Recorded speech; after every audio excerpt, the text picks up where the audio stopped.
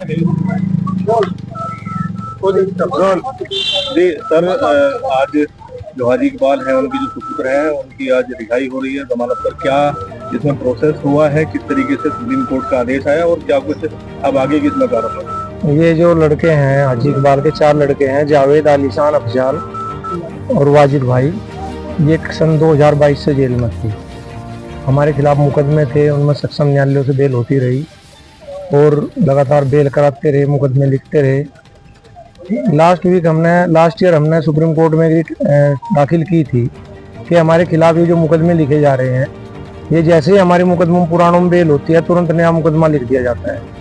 तो supreme court साहब ने हमें कहा कि इस बार मुकदमा लिखने दो, हम देखते हैं। 2024 में हमारी ये रिट पेंडिंग थी, तो अब हमारी बेल हाई कोर्ट से, एक मुकदमा था क्राइम नंबर 162/24, उसमें हमारी हाई कोर्ट से बेल हुई 12 तारीख में। 12 तारीख में हमने बेल हुई, 13 तारीख में हमने यहाँ जमानती दाखिल किए। तो जैसे ही जमानती हमारे तस्दीक होने के लिए गए तो तुरंत ही हमारे खिलाफ एक नया मुकदमा क्राइम नंबर 141/25 थाना मिर्जापुर पर कायम कर दिया गया। उसमें यहाँ रिमांड के लिए एप्लीकेशन दी गई।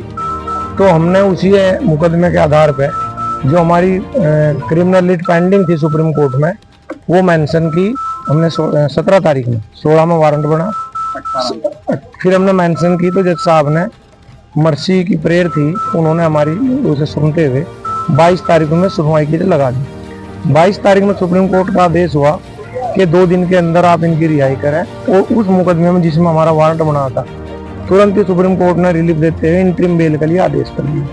क्योंकि हमारे यहाँ 2 दिन की छुट्टी थी, 2 दिन की छुट्टी तो इसलिए हम कुछ नहीं कर पाए। आज हमने दोबारा सुप्रीम कोर्ट में वहाँ हियरिंग हुई और आपके आदेश के ये बताया गया कि आपने आदेश किया था, लेकिन हमारी रिहाई नहीं हो पाई।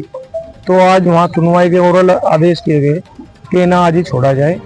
तो हमने उन्हीं के आधार पर ऑर्डर दाखिल किया, बेल बॉन्ड दाखिल किए और शाम के टाइम हमारी रिहाई आई।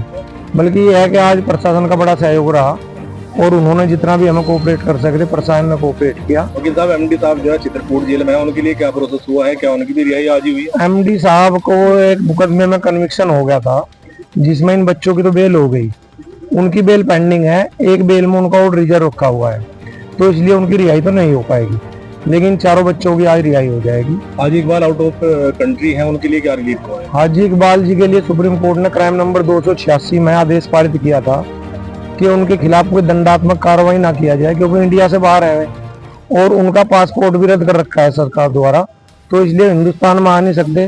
तो सुप्रीम कोर्ट ने आदेश किया था क्राइम नंबर 286/22 में कि वे वीसी के द्वारा जिन विवेचक को भी आवश्यकता है वो अपना नंबर दे देते हैं और वीसी के द्वारा उनके बयान ले लेते हैं। क्योंकि हमारे कई मामले हाई कोर्ट में भी विचाराधीन थे, उन सब में भी यही आदेश है कि जब वो इंडिया से बाहर है, उनका पासपोर्ट रद्द है, तो वे वापिस तो आ नहीं सकते। तो वकील साहब, क्या मानते हैं 2021 का ये प्रकरण था जिसमें अभी मुकदमा दर्ज हुआ 13 तारीख को, कहीं ना कहीं कोई षड्यंत्र के तहत ये कार्रवाई की जा रही थी? और अब क्या देखो, अब किस तरीके से आगे? षड्यंत्र तो नहीं कह सकते, क्योंकि ये जो आदमी है, जिस आदमी ने मुकदमा लिखवाया था, उसके पिताजी ने ये जमीन जो बेची थी, ये सन 1991 में जमीन बेची थी उन्होंने, दयाराम ने।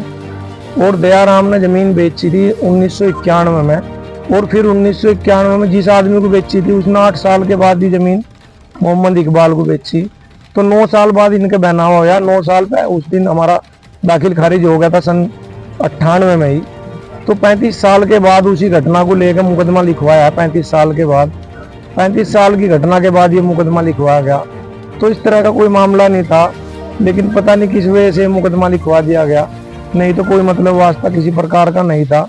और 35 साल पहले ये घटना दिखाया गया, मुकदमा लिखवाया था, तो ऐसा कोई मामला नहीं है।